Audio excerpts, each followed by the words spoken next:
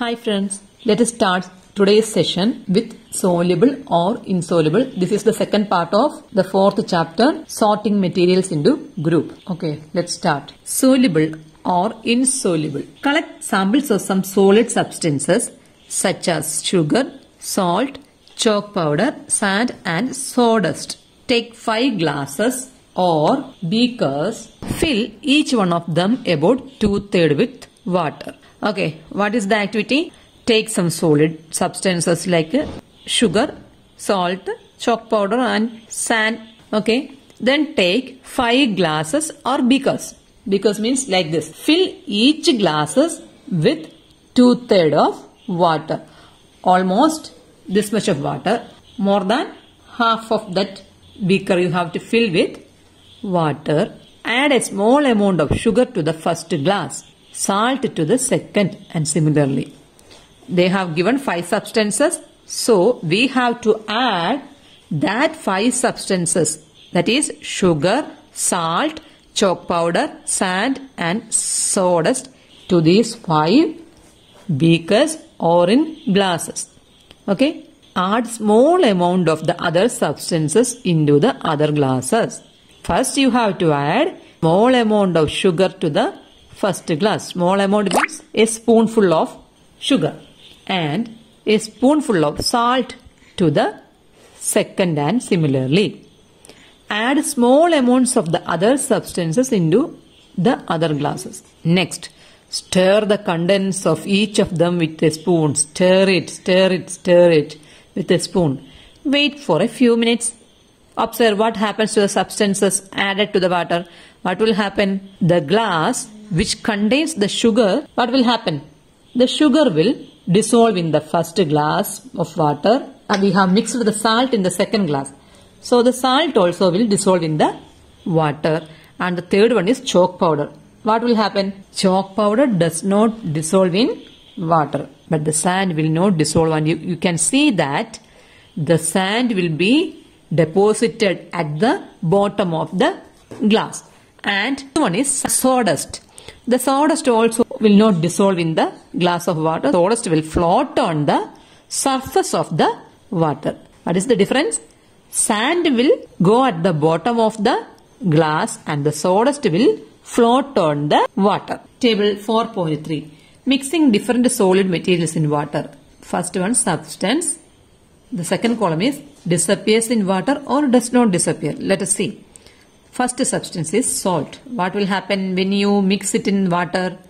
It will disappear completely in water. And sugar?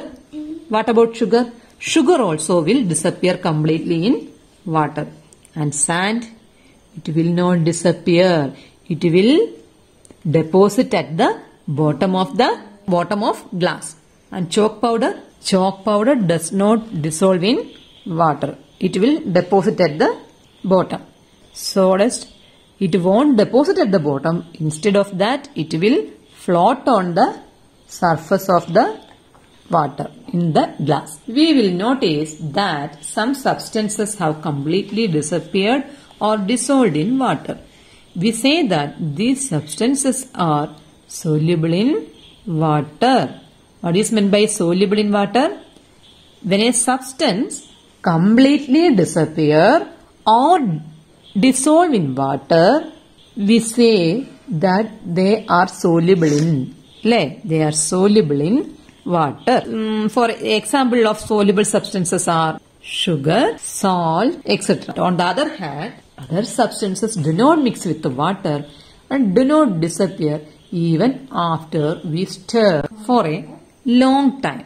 These substances are insoluble in water. Insoluble means will not disappear in water. For example, chalk powder, sand, sawdust, etc. Water plays an important role in the functioning of our body because it can dissolve a large number of substances. Water is an important part of our body. When you go to the doctor for a particular disease, the doctor will say, drink more water. Why? Water is important for the proper functioning of our body. Okay. Activity 5. Collect samples of vinegar, lemon juice, mustard oil or coconut oil, kerosene oil or any other liquid. Take a glass tumbler. Fill it up to half with water. Add a few spoonfuls of one liquid to this and stir it well. That is, collect a sample of vinegar, vinagre and lemon juice, mustard oil or coconut oil, any one oil, kerosene oil or any other liquid. Collect these samples, then take a glass tumbler and fill half of it with water. Then add a spoonful of any of the liquid and then stir it well. Let it stand for 5 minutes. You have to leave it for 5 minutes. Then observe whether the liquid mixes with water. Okay, repeat the same with other liquids. Other liquid means vinegar is there, lemon is there, mustard oil or coconut oil is there, kerosene or any other liquid. Okay, repeat the experiment with each of the liquids and write your observation. See, look at the table. 4.4. Solubility of some common liquids in water. Solubility means dissolving in water or disappear in water while mixing with water. Liquid 1, vinegar. What will happen? Vinegar mixes well with water. And second one, lemon juice. Of course, you know that it also mixes well with water. Then mustard oil. Oil, not only mustard oil, any of the oil does not mix with water. It will form a separate layer on the top of the water level. Next one, coconut oil. Coconut oil also does not mix with water. And the last one is kerosene. It also forms a separate layer on the top of the water. Next, we notice that some liquids get completely mixed with water. Okay, from the previous experiments, you have noticed that one. Some others do not mix with water and form a separate layer when kept aside for some time. For example, coconut oil, mustard oil, kerosene, all these oils or liquids form a separate layer when we mix with water and kept aside for some time. But what will happen in the case of lemon juice and vinegar?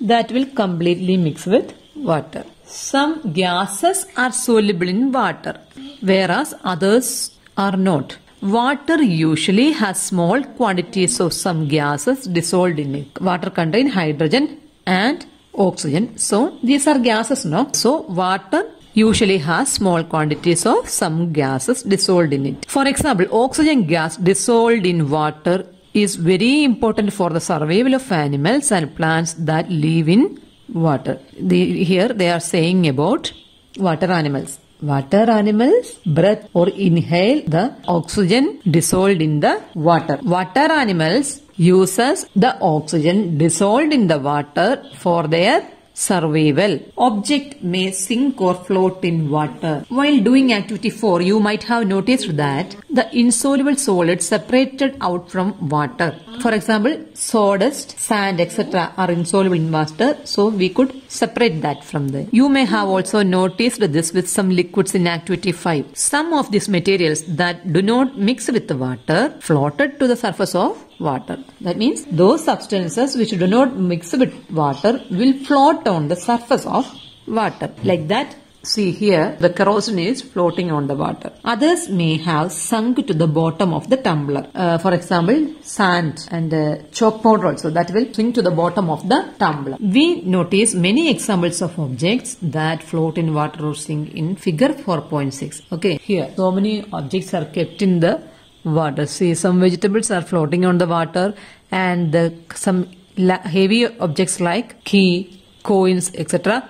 are sink at the bottom of the tumbler. Dried leaves fallen on the surface of a pond, a stone that you throw into this pond, few drops of honey that you let fall into a glass of water. What happens to all? The fallen dried leaf will float on the water and the stone that you throw into the pond will sink into the bottom, and to the drop of honey, when you stir it, it will mix with water, no? Bujo would like you to give him 5 examples each of objects that float and those that sink in water.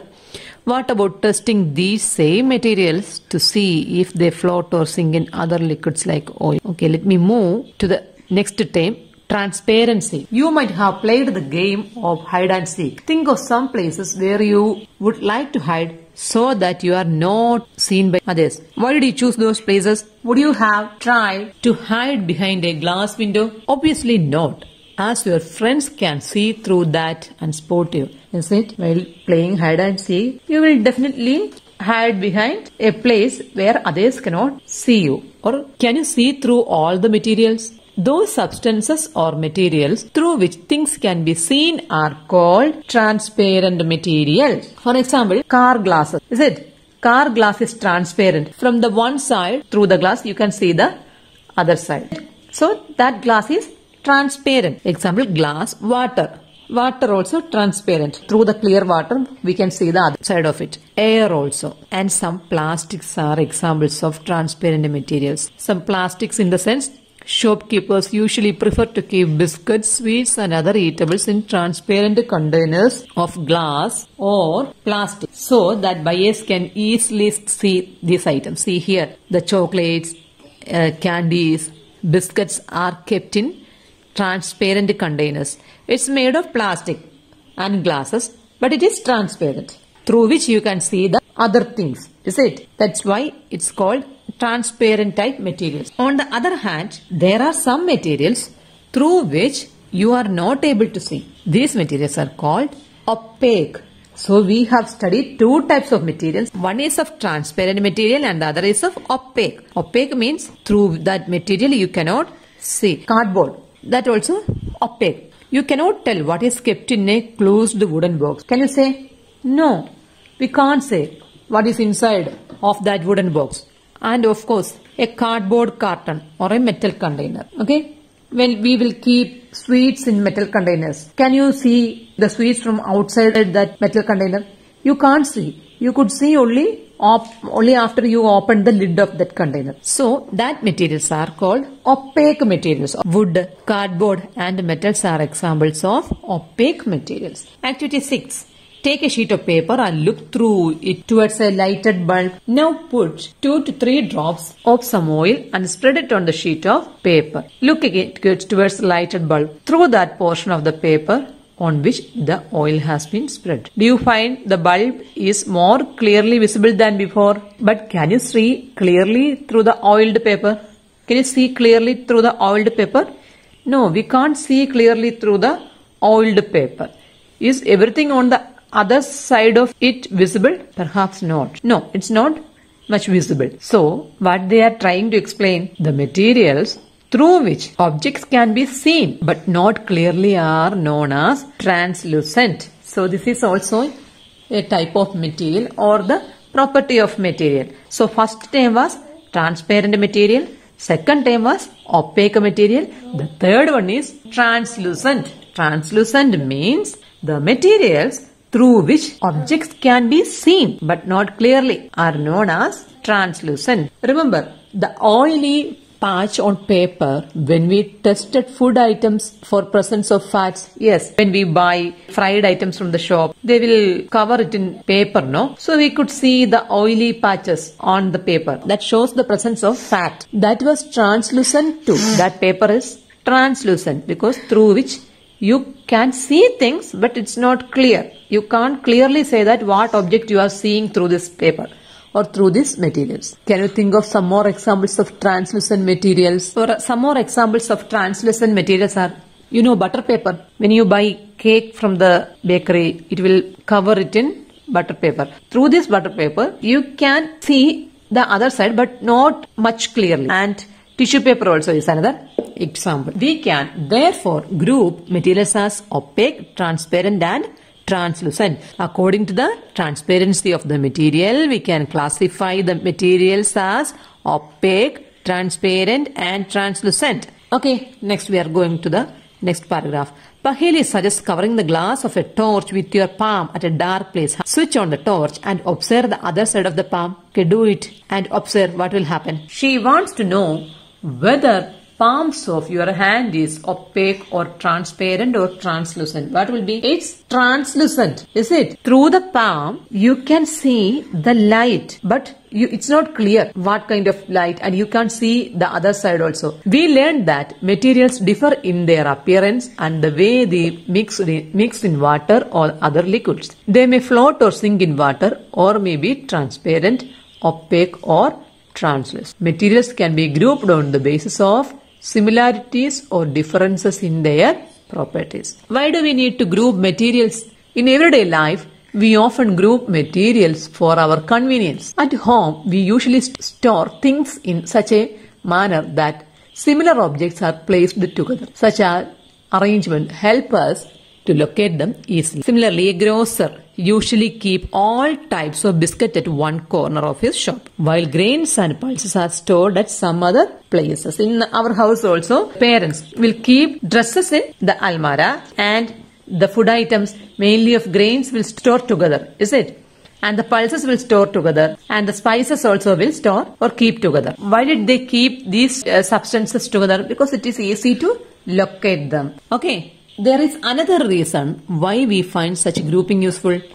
Dividing materials in groups make it convenient to study their properties and also observe any patterns in these properties. I hope that you enjoyed this session. Please like, share and subscribe my channel. Thank you.